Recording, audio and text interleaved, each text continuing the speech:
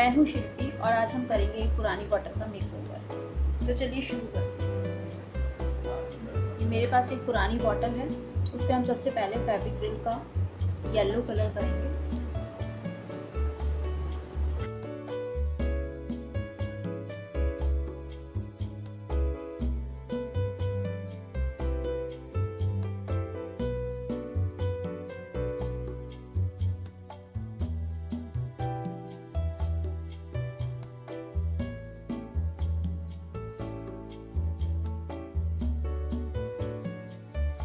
अब ये बॉटल हमारी सूख गई है और अब हम इस पर दूसरा कोट करेंगे। 2 कोट करने से बॉटल में फिनिशिंग आ जाती है और ब्रश से पड़ने वाले स्ट्रोक्स नज़र नहीं आते।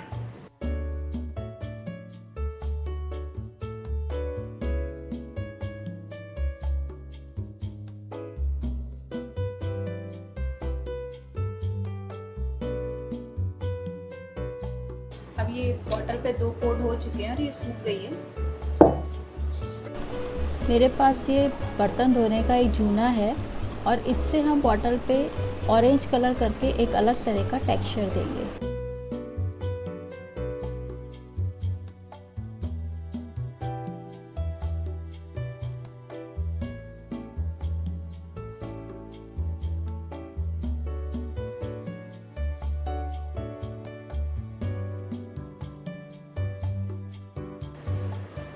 अब हम इस बॉटल पे मार्कर से डिज़ाइन बनाएंगे।